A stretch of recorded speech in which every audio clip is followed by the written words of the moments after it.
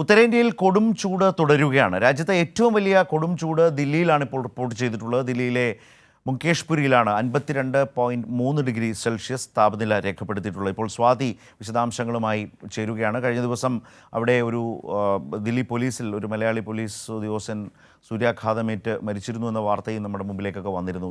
വിവരങ്ങളുമായി സ്വാതി വീണ്ടും ചേരുന്നുണ്ട്. സ്വാതി, നേരത്തെ നമ്മൾ ചൂടിനെക്കുറിച്ച് സംസാരിച്ചതേ ഉള്ളൂ. എന്താണ് ഒരു പൊതു അവസ്ഥ? വിവിധ സംസ്ഥാനങ്ങളിൽ ഏറ്റവും അധികം ചൂട് രേഖപ്പെടുത്തിയിട്ടുള്ളത് ഇപ്പോൾ ദില്ലിയിലെ തന്നെ ഈ പ്രദേശത്താണോ? ഞാനിപ്പോൾ പറഞ്ഞ ഈ പ്രദേശത്താണോ? അതിനിടയിൽ ഒരു മരണവും, അല്ലേ, ഒരു മലയാളിയുടെ മരണവും.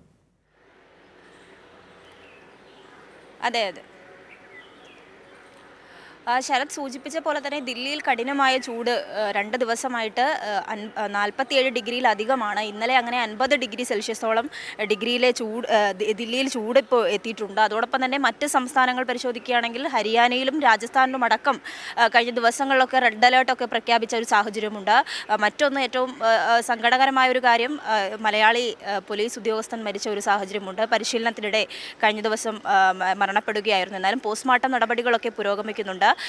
ഈ ചൂടുണ്ടായിരുന്നുവെങ്കിലും ഹാർട്ട് അറ്റാക്ക് സംബന്ധിച്ച വിവരങ്ങളൊക്കെ പുറത്ത് വരേണ്ടതായിട്ടുണ്ട്. കഴിഞ്ഞ ദിവസം പോസ്റ്റ്മോർട്ടം വിവരങ്ങൾ പുറത്തു വന്നാൽ മാത്രമേ അത് സംബന്ധിച്ച കാര്യങ്ങൾ കൂടുതൽ ഉറപ്പാക്കാൻ കഴിയൂ. എന്തായാലും കഠിനമായ ചൂടിലേക്ക് പോയിക്കൊണ്ടിരിക്കുകയാണ്. 52 ഡിഗ്രി സെൽഷ്യസ് ആണ് കഴിഞ്ഞ ദിവസം ദില്ലിയിൽ രേഖപ്പെടുത്തിയിട്ടുള്ളത്. അവിടെ തന്നെ ഏറ്റവും കൂടുതൽ മുങ്കേഷ്പൂരിലാണ് കഴിഞ്ഞ ദിവസം ദില്ലിയിൽ ഏറ്റവും കൂടുതൽ ചൂട് രേഖപ്പെടുത്തിയിട്ടുള്ളത്. അത് ദിവസം ഉള്ളതിനേക്കാൾ 9 ഡിഗ്രി അധികമായിട്ടാണ് ഈ ചൂട് രേഖപ്പെടുത്തിയിട്ടുള്ളത്. അതുപോലെ തന്നെ സഫ്ദൂർജംഗ് പ്രാഥമിക നിരീക്ഷണ കേന്ദ്രത്തിൽ 48.5 ഡിഗ്രിയിലേക്കാണ് ചൂട് പോയിട്ടുള്ളത്.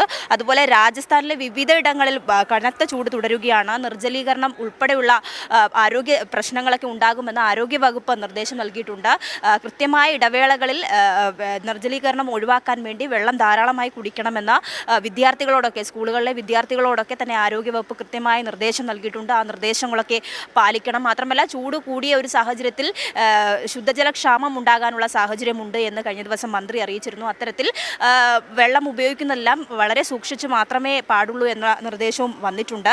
ഹരിയാനയിലെ സിർസയിൽ കഴിഞ്ഞ ദിവസം ചൂട് 50 ഡിഗ്രിയിലേറെ ആയിട്ടുണ്ട്.